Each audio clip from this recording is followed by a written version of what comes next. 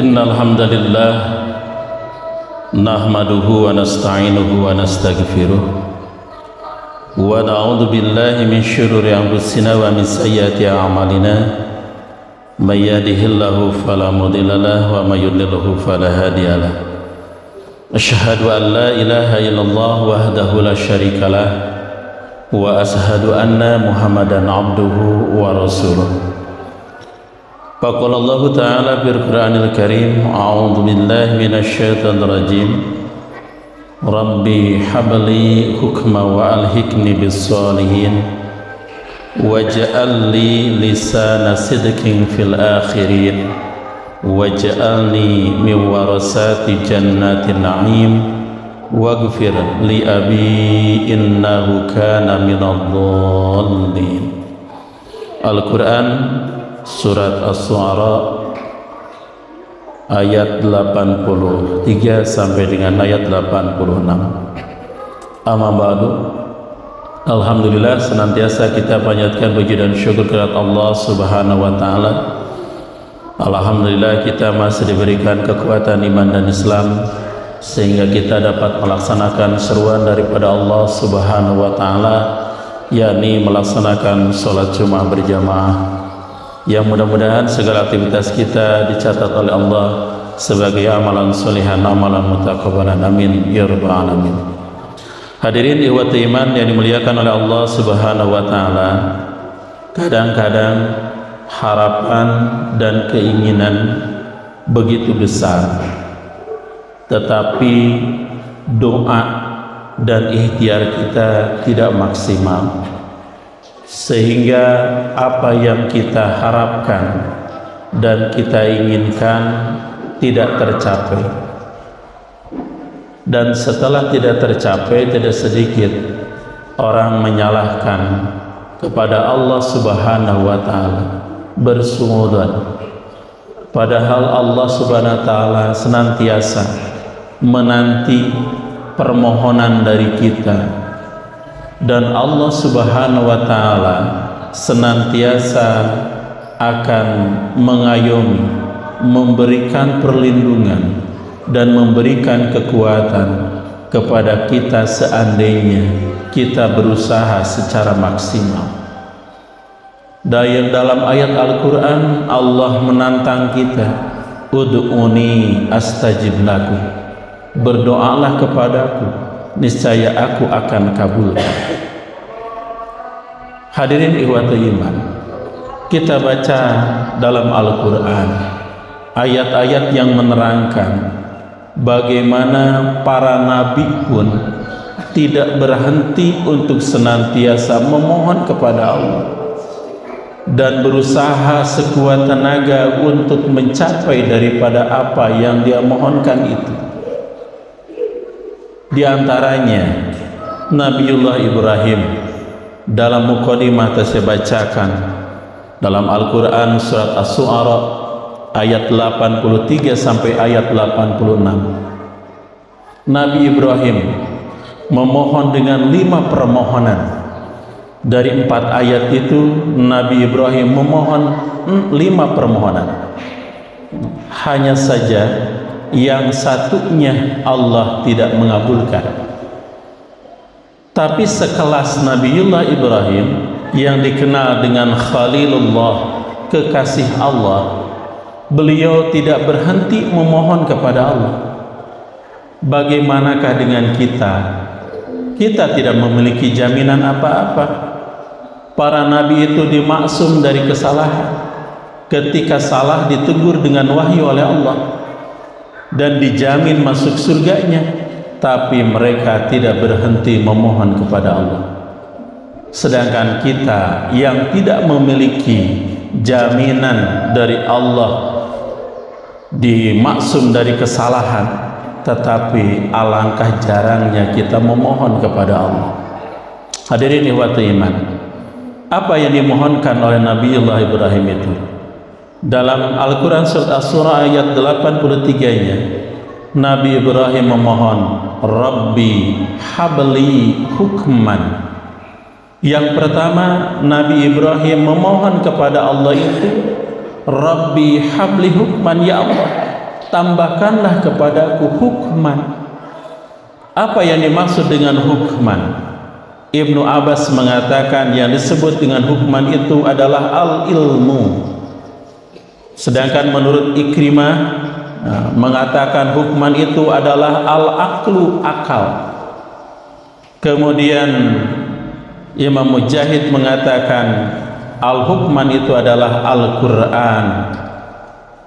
Dan yang terakhir Imam As-Sadi mengatakan bahwa yang disebut dengan hukman itu adalah nubuwah, kenabian. Hadirin ikhwati iman yang dimuliakan oleh Allah Subhanahu wa taala, sekelas Nabi Ibrahim saja memohon kepada Allah untuk diberikan tambahan ilmu. Sedangkan kalau kita baca ayat-ayat Al-Qur'an, bahwasanya Nabi Ibrahim alaihissalam diberikan kelebihan oleh Allah. Dengan apa? Dengan segala tata cara ibadahnya, sampai-sampai dijadikan ritual ibadah haji,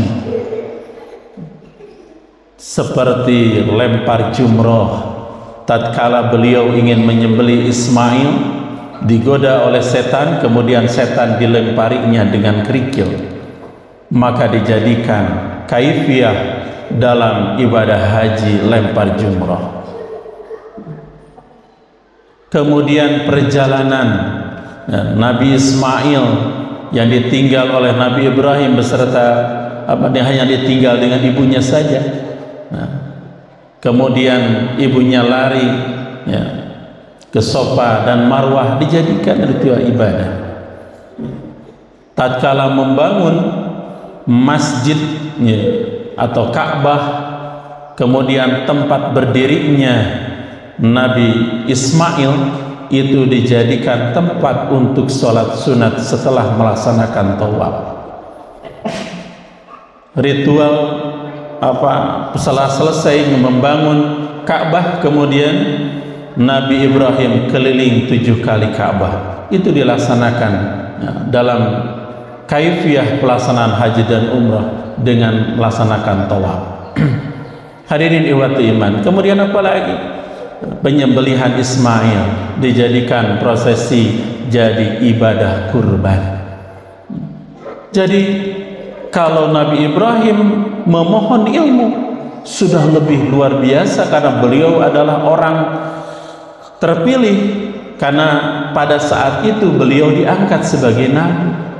Maka yang namanya nabi berarti lebih cerdas ketimbang umatnya, karena Allah berikan kelebihan dengan wahyu. Tapi Nabi Ibrahim tidak berhenti memohon untuk diberikan ilmu. Bagaimana dengan kita? Tatkala kita melihat orang lain pandai, kita ingin pintar dan pandai. Tapi tatkala diberi kesempatan untuk kita menimba ilmu dan belajar, bertolabul ilmi, terkadang kita mengabaikannya dengan berbagai macam alasan. Apakah sesuai dengan keinginan kita bahwa kita ingin menjadi orang yang pandai, tetapi ternyata dalam pelaksanaan kita tidak tertarik untuk datang ke majelis taklim dan sebagainya. Hadirin ikhwati iman, kemudian yang kedua, apa yang dipinta oleh Nabi Ibrahim? Wa alhiqni bis salihin, dan masukkanlah aku ke dalam golongan orang-orang yang soleh. Seorang nabi memohon kepada Allah ingin dimasukkan ke dalam golongan orang yang soleh. Sedangkan nabi itu tentu saja dengan syariat yang Allah turunkan kepadanya untuk disampaikan kepada umatnya, bahwa dia itu adalah cerminan, contoh bagi umatnya, berarti lebih daripada golongan orang yang soleh. Tapi Nabi Ibrahim memohon agar dimasukkan menjadi orang-orang yang soleh. Demikian pun Rasulullah Sallallahu Alaihi Wasallam senantiasa beliau memohon kepada Allah dengan doa. Qala Nabi Sallallahu Alaihi Wasallam, Allahumma rafiqul a'la, ya Allah masukkanlah aku ke golongan orang yang soleh. Kegolongan orang yang soleh ditempatkan dan tempatkanlah di tempat yang tinggi, yakni syurga. Kemudian dalam hadis yang lain dikatakan Rasulullah memohon kepada Allah, Allahumma ahyina muslimina wa amitna muslimina walhiqna bis salihina ghaira khazaya wala mubdalain. Rasulullah SAW memohon kepada Allah, Allahumma ahyina muslimina, ya Allah hidupkanlah kami muslimina dalam keadaan Islam, dalam keadaan berserah diri, wa amitna muslimina, dan matikanlah kami dalam keadaan berserah diri, wal hikna bis salihin, dan masukkanlah kami ke dalam golongan orang-orang yang soleh, ghaira khazaya wala mubdalain, dan bukanlah orang yang penuh dengan penyesalan dan bukan pula orang yang diganti. Hadirin ikhwati iman yang dimuliakan oleh Allah Subhanahu wa taala, maka kedua doa ini oleh Allah Subhanahu wa taala dikabulkan. Nabi Ibrahim diberikan kelebihan ilmu, dan juga Nabi Ibrahim digolongkan ke dalam golongan orang-orang yang saleh. Kemudian apalagi permohonan Nabi Ibrahim di ayat 84, waj'alli lisana sidqin fil akhirin, dan jadikanlah aku lisana sidqin, ucapan yang baik, cerita yang baik, fil akhirin, bagi kaum-kaum nanti yang akhir, kaum-kaum yang akan datang. Sekelas Nabi Ibrahim memohon kepada Allah agar dirinya dijadikan cerita yang baik bagi kaum yang akan datang. Allah kabulkan. Karena apa? Karena rangkaian ritual ibadah haji, umroh, ibadah kurban itu bukti bahwa cerita baik dilaksanakan atau diberikan oleh Allah kepada kaum-kaum yang akhir. Bahkan kita pun saat ini setiap sholat senantiasa menyebut nama Nabi Ibrahim. Dalam apa? Dalam tahiyat, dalam sholawat, Allahumma sholli ala Muhammad wa ala ali Muhammad kama sholaita ala ali Ibrahim. Kita menyebut nama Ibrahim. Jadi luar biasa Allah Subhanahu wa taala mengabulkan Nabi Ibrahim.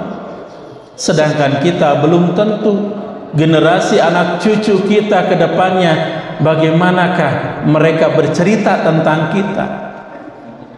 Kita telah berbuat apa untuk mereka dengan perbuatan kita saat ini? Apakah mungkin kita akan diceritakan oleh generasi yang akan datang ucapan-ucapan yang baik yang menjadi doa kelak bagi kita? Atau justru sebaliknya, tatkala kita kali ini berbuat maksiat bagi mereka dan mereka nanti mengucapkan kata-kata yang kasar yang nanti menjadi laknat bagi kita? Maka dari sekarang kita tingkatkan ilmu al-hukman, kemudian kita jadikan diri kita ini menjadi orang-orang yang soleh. Agar apa? Agar generasi yang akan datang mengenang kita dengan kebaikan-kebaikannya. Maka jaminkan Allah bagi Nabi Ibrahim dalam Quran surat As-Saffat ayat 108 sampai dengan 110. A'udzu billahi minasyaitonir rajim. Wa tarakna alaihi fil akhirin. Salamun ala Ibrahim kadzalika nazzil muhsinin.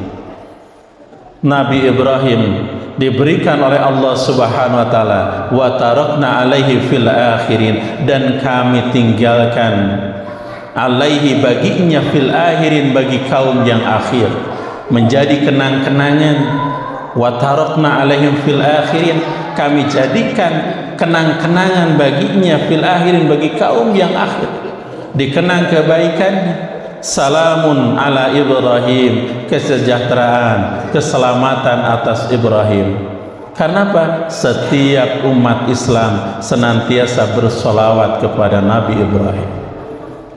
Kama sholaita ala ali Ibrahim. Kemudian kadzalika nazil muhsinin, dan itulah balasan bagi orang-orang yang senantiasa berbuat kebaikan. Berarti kalau kita ingin dikenang oleh generasi-generasi yang akan datang dan menjadi ucapan-ucapan yang baik dan menjadi doa bagi kita, berarti kita dari sekarang berbuatlah kebaikan dan kebaikan. Jangan sebaliknya, karena nanti akan menjadi laknat bagi kita. Hadirin ikhwat iman yang dimuliakan oleh Allah Subhanahu wa taala. Kemudian yang keempat, doa yang disampaikan oleh Nabi Ibrahim adalah waj'alni min warasati jannatin na'im, dan jadikanlah aku di antara pewaris surga yang penuh dengan kenikmatan. Sekelas Nabi memohon surga, padahal surga itu telah diwariskan bagi mereka. Tapi Nabi Ibrahim tidak berhenti untuk memohon itu. Makanya para nabi pun sama melaksanakan ibadah. Seperti Rasulullah SAW melaksanakan sholat tahajud sampai bengkak kakinya. Karena apa?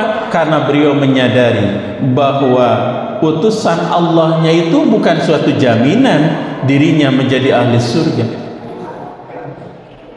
tapi yang menjadi ahli surganya adalah abdunnya, hambanya yang senantiasa taat kepada Allah Subhanahu wa taala. Makanya dalam syahadat, asyhadu an la ilaha illallah wa asyhadu anna Muhammadan abduhu wa rasuluh. Abdunnya tidak hilang.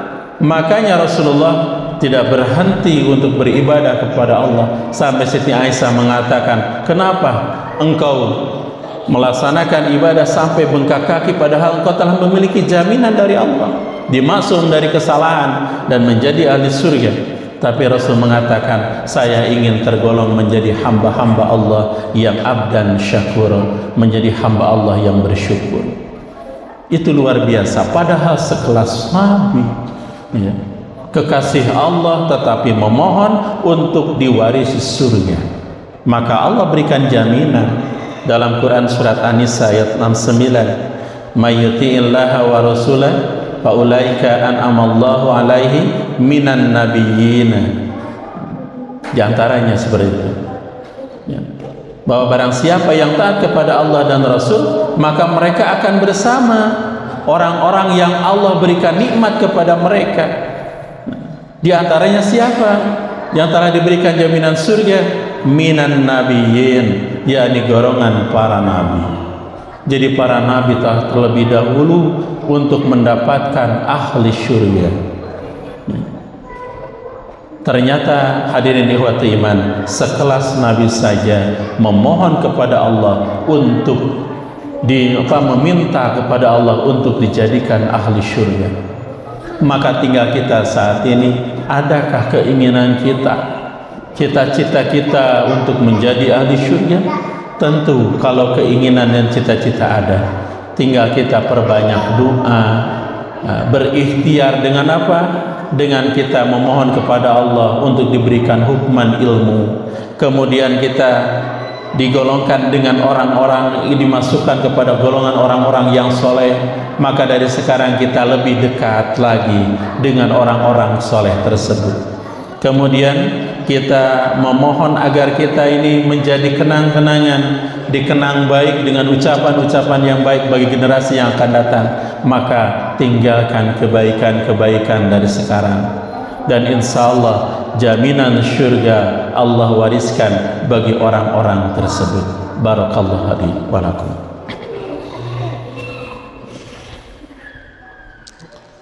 Alhamdulillah hamdan yuafi ni'amahu wa yukafi mazidah kama yanbaghi liwazika azimil sultani. Asyhadu an la ilaha illallah wahdahu la syarika lah wa asyhadu anna Muhammadan abduhu wa rasuluh.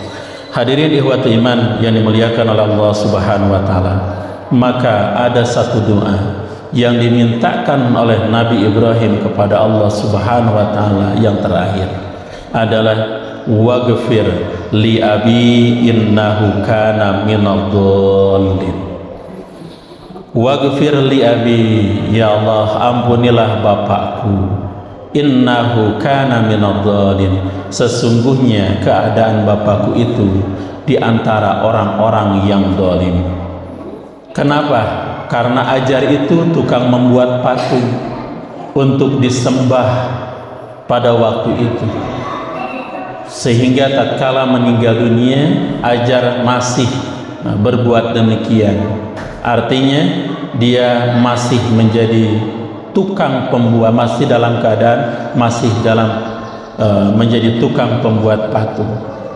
Sehingga Nabi Ibrahim senantiasa memohon kepada Allah dengan doanya, Rabbana ghfirli wali walidayya, ya Allah ya Tuhan kami, ampunilah diriku dan ampuni pula kedua orang tuaku. Tidak berhenti berdoa seperti itu, tapi Allah tegaskan dalam Quran surat At-Taubah, wa makana istighfar Ibrahim li abihi illa an mawa'idata wa'adaha, dan tidaklah istighfarnya Ibrahim bagi bapaknya itu illa kecuali an mawadata wa'ada, kecuali dari kecintaan dan janjinya kepada bapaknya,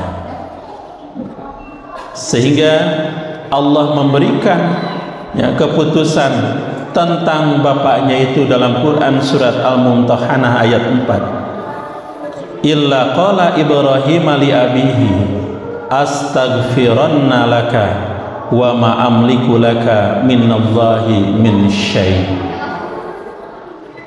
Illa qala Ibrahim, kecuali ucapan Ibrahim li abihi bagi bapaknya, astaghfiranna laka, aku tidak akan berhenti memohon ampunan bagimu, wa ma amliku laka minallahi min syai', wa malaka, tapi aku tidak memiliki kemampuan bagimu minallahi min syai', menghindarkan dirimu dari siksaan Allah sedikit pun. Jadi secara bahasa artinya bahwa doa untuk Nabi Ibrahim yang terakhir ini tidak dikabulkan oleh Allah. Karena apa? Karena orang tuanya berbuat musyrik kepada Allah dengan menyembah patung dan menjual berhala untuk disembah. Maka dosa-dosa dari kemusyrikan Allah tidak akan memberikan ampunan. Tapi bagi seorang anak, jangan berputus untuk senantiasa mendoakan mereka walaupun mereka dalam keadaan musyrik kepada Allah, karena pengampunan itu adalah kehendak dari Allah dan bagian dari Allah Subhanahu wa taala. Kita jangan berhenti untuk mendoakan kedua orang tua kita walaupun mereka dalam keadaan musyrik. Kenapa? Karena bentuk pengabdian kita dengan doa itu bentuk bahwa kita ini adalah seorang anak yang senantiasa berbuat baik kepada mereka, menjadi anak yang solehnya walaupun kedua orang tuanya durhaka kepada Allah Subhanahu wa taala.